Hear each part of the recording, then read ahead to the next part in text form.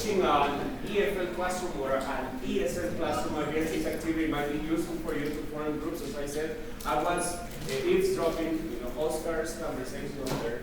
I don't know if Oscar would like to share, but he was just briefly describe what you were saying there, because I found it really interesting, because he was giving a nice response to this question. Well, recently, hello, my name is Oscar Gonzalez. Recently, I was reading a paper about a hypothesis, the noticing hypothesis from Professor Richards. I don't know if someone has ever heard about it. And it's about asking students to notice what's different in their own learning, in their own abilities from others' abilities. Noticing about what they write, and what's different from others that are above their own level. And see if they can match that next step, or if I'm committing mistakes, I notice what's different in me, and then I self-assess myself to continue contributing to my own self process. Because in the 21st century, the teachers are not going to be with them forever. They need to learn this skill to improve continuously in life. Okay, thank you very much. Can you please? Thank you. Oscar has sum up what the presentation is going to be about. So what we'll be talking about. Thank you very much, because you actually participated in the activity, and I would like you to do the same with the following activities we're going to have. And the questions that I asked you to respond in the groups translate to the pictures that I'm presenting right now. Those 4 pictures will summarize what the 21st century skills are about, and what I'm going to be telling you about in this couple of minutes. These are the objectives of the workshop.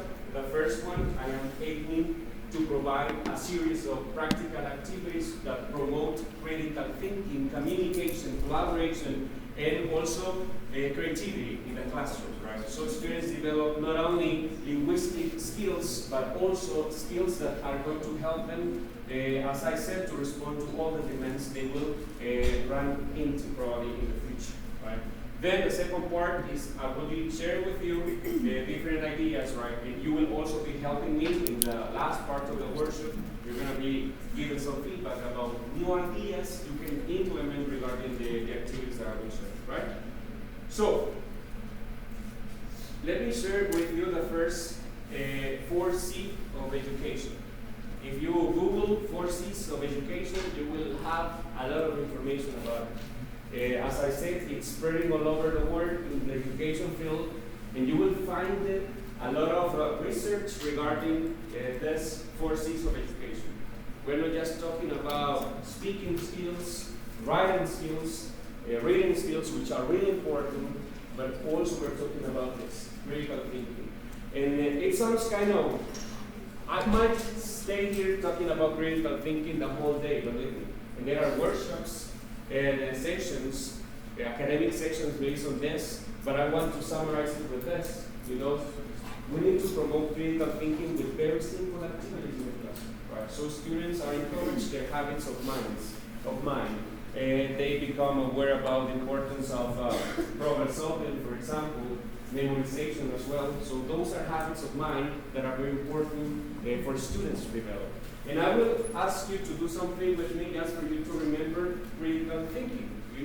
I want you to raise your hand, and I want you to do this gesture just for you to remember the first C of education. Do it with me. Critical thinking. Critical thinking. Okay, I would like you to do it later as you ask your students to do it at school one more time with smiling would be nice. Critical thinking. Okay. So this is about problem solving. Right? We ask our students to be able to criticize something and to say whether they agree or disagree with something, or if they would use what the content they're studying, or they would never use it as well. So that is critical thinking. The other one is about creativity, and in this one, this is the first one, critical thinking, right? The second one is creativity, right? And I want you to do with me as well, creativity. Critical thinking. Critical thinking. Creativity. Okay, and then Mary, go. Define defines creativity like this, and I just brought this quote because I guess it well explains what creativity is about. It's about inventing. So we have, and we need to have our students invent things, modify things, experiment, growing, taking risks, breaking the rules as well. You know, as you know, the English classes usually are the noisiest in the school, right? And also they should be the ones where students make mistakes and they don't really care about making mistakes. So that's the way an English class should be like. And also, for sure, students having fun. And in that way, their creativity is promoted, right? So one more time, just for you not to forget, critical thinking. Creativity. Right? This is another one. So it means that for sure, if we are using an activity that promotes speaking, specifically speaking and writing, for example, we should also make sure that it also promotes creativity, critical thinking, and others. We also have collaboration, and this is like this, collaboration. Collaboration. Good, collaboration. So, 50 years ago or more, everything used to be done individually. Now, as you know, time has changed, and society has changed positively, I guess, and students should know how to work in teams, right? How to work with somebody, even though the student doesn't like at all, you know, or doesn't like that person at all, if I'm gonna say it like that. You know, I teach students in a private institution in the morning, and I teach high school students, and whenever I tell them, and I ask them to work in teams, they complain about the ones they're gonna work with. You know, they always want to be the ones making the groups or the teams. And I always tell them, when you get to your job, you're not going to be allowed to choose who you're going to be working with.